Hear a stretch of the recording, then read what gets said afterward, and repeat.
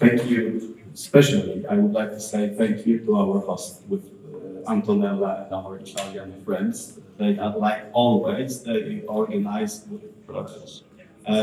big engagement, another fantastic event, which is hysteria, about our roots, our heritage, which we embrace.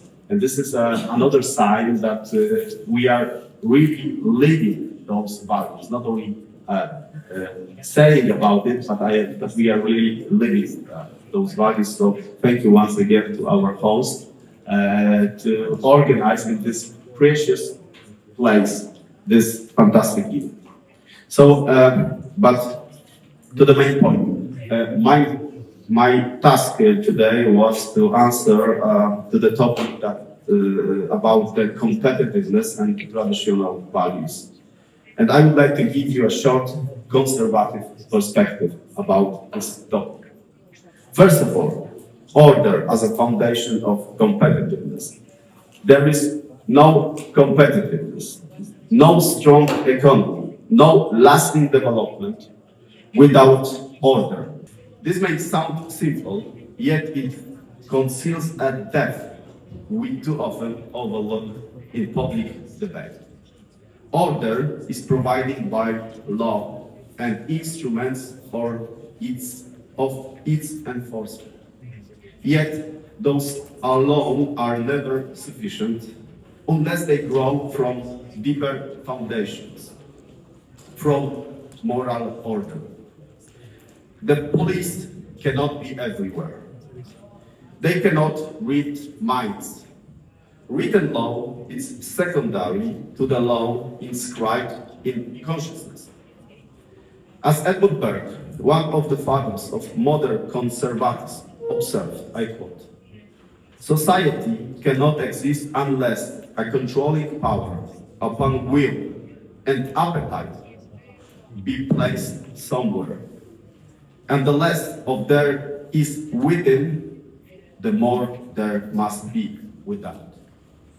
External law merely complements and enforces what culture and morality ought to instill from within. Culture, therefore, is a key. This is why nations with the high level of public culture and morality develop dynamically and remain competitive on the institutional stage. In countries where the culture of trust is weak, no one wishes to do business and resources. Instead of fueling investment and innovation, are consumed by security and system of control. Second, the legacy of the Western civilization. Europe is privileged, it's true. Over the centuries, it's developed the highest form of civilization known to history. Western civilization, its three pillars: Roman law, Christian morality, and Greek reason. A synthesis we cannot afford to squander. Roman law gives us a concept of rule of law, of contract and obligation, without which there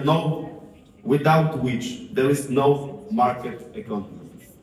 Christian morality gives us the dignity of every human person, selflessness and responsibility for our neighbors.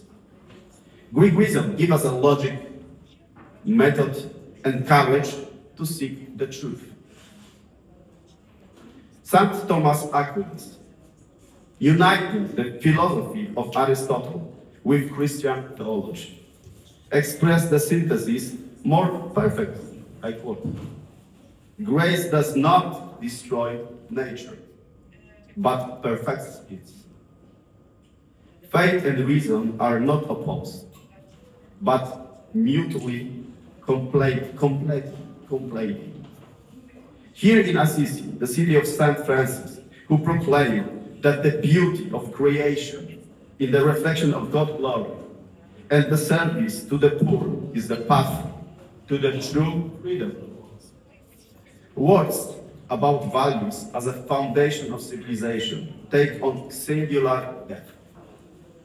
Francis of Assisi renouncing the false claim of wealth, discovered that the lasting God is built not on possession, but on virtue.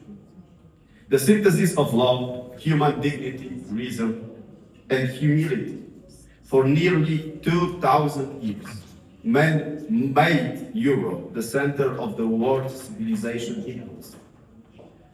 All the great intellectual and economic revolutions were born here.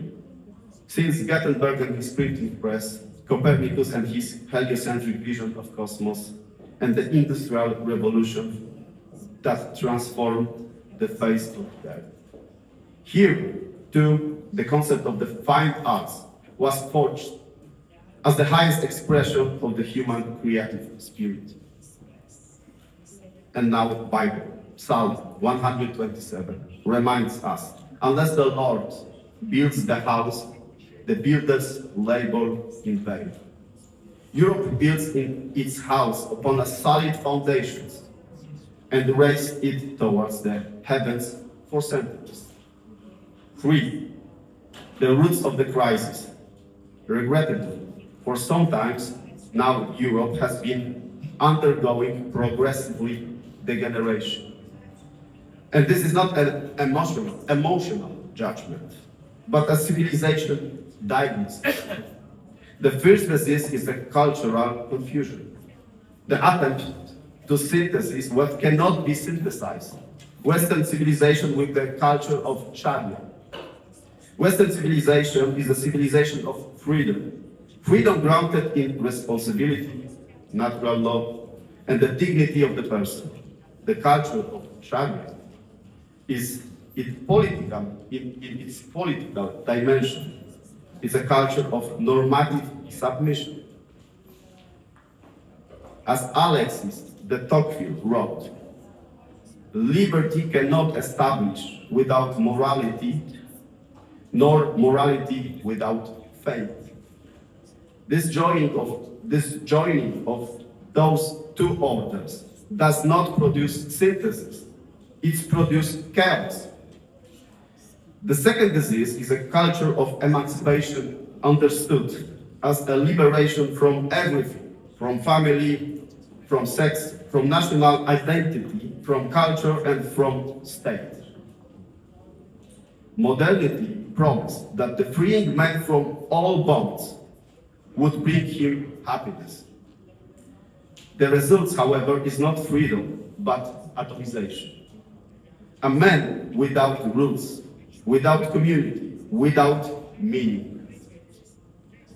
Aldous Huxley and his prophet Brave New World described a society perfectly liberated and perfectly empty.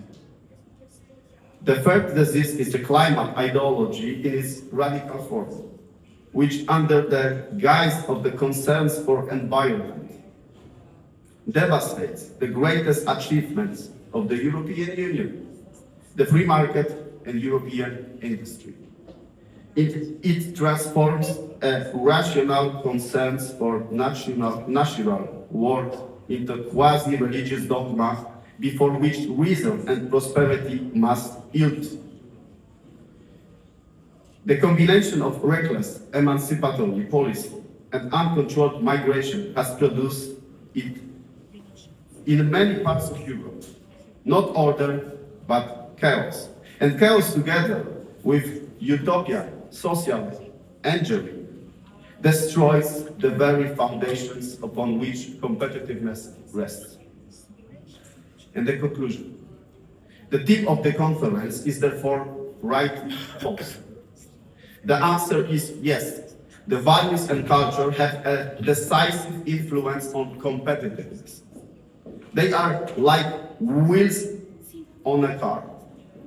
Without them, even the most brilliant project, even the most innovative economy will not move an inch. Roger Scruton wrote that the conservatism is not resistant to change, but the love of something given and the desire to keep it for those who come after us. The restoration of traditional values is not nostalgia.